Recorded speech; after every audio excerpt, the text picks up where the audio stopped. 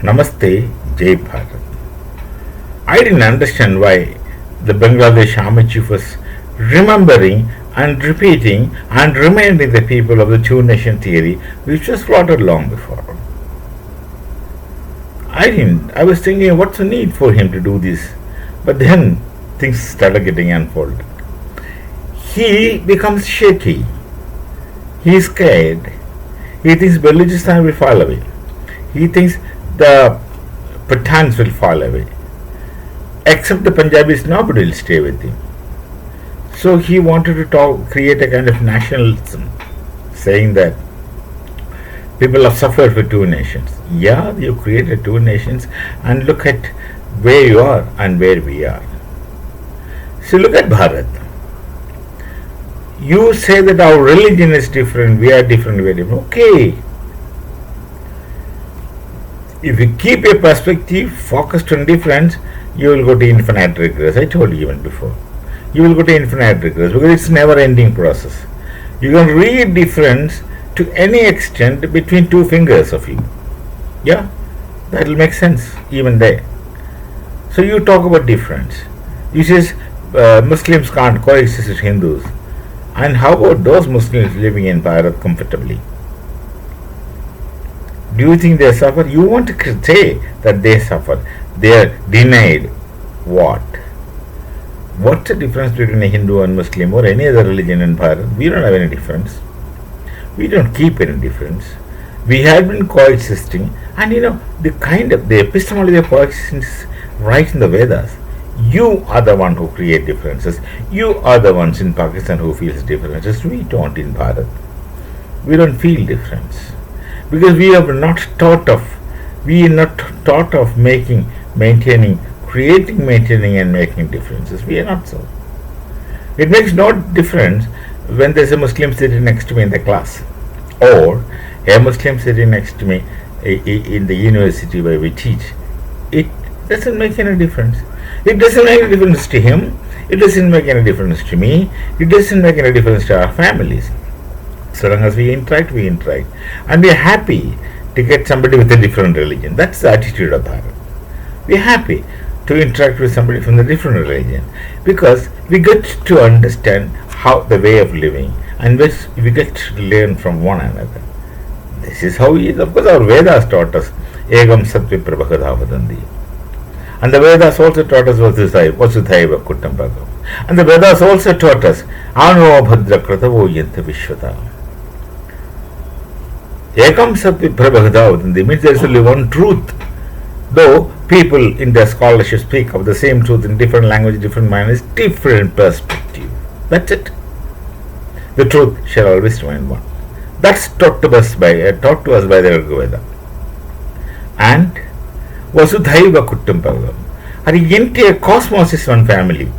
That's taught to us by the Rigveda.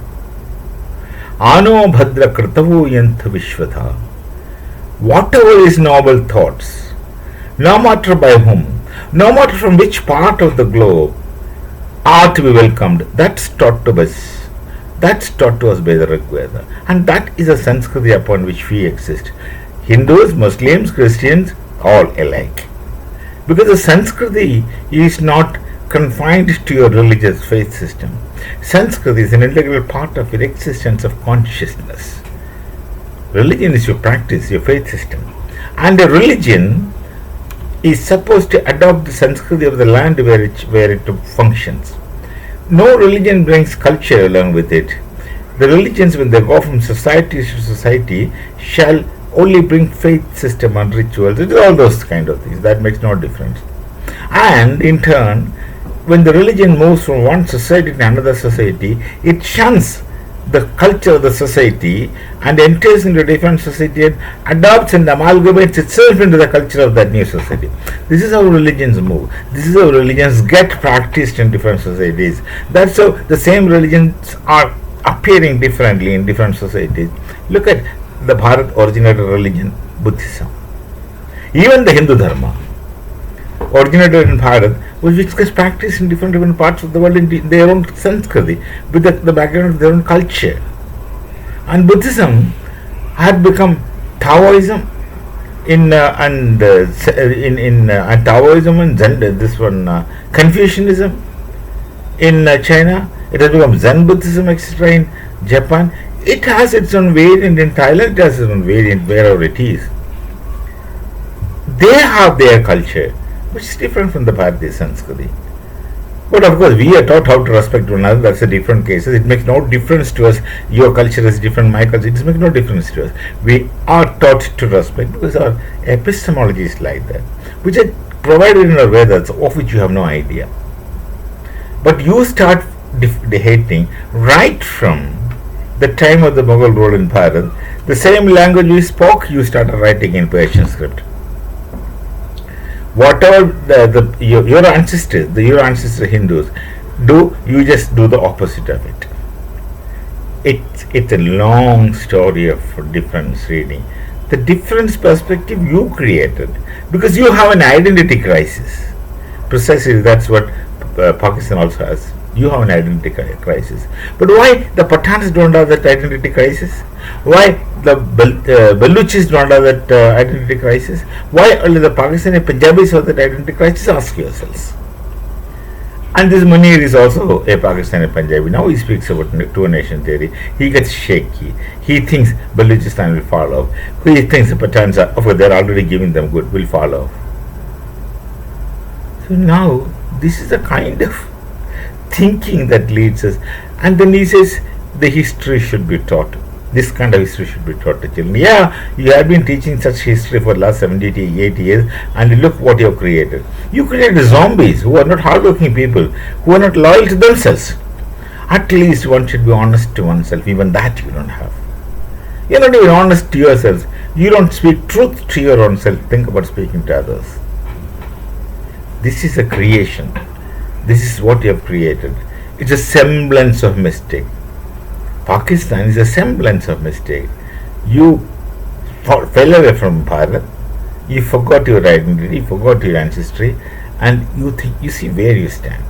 And don't blame us for everything, and don't presume that whatever happens in Pakistan also happens in Bharat. You still think that Bharat and Pakistan in terms of 1947. 47 is 78 years before. And whatever you experience, don't think that we experience similar things. We are much, much ahead of you. You are supposed to understand. If you don't understand, remain in your ignorance. And ignorance becomes bliss. Ignorance becomes bliss for you. And by the time you take punishment, it's too harsh for you. You are already enduring that harshness. Come to sense, at least some people. Those who come to sense in Pakistan, they flee Pakistan. Right from Rahmat Ali to K.K. Aziz, they left Pakistan. Though both were ardent Pakistanis. K.K. Aziz is a historian, Rahmat Ali is the one who coined the name Pakistan. They could not live in Pakistan at all. They had to leave. So this is a story of Pakistan. This Munir chief, he's become so scared, shaky, not sure of himself, because they were never sure of themselves, except giving impulsive speeches. Look at them. Look at them. What picture they create of themselves, what picture they present of themselves, and what talks they produce from themselves.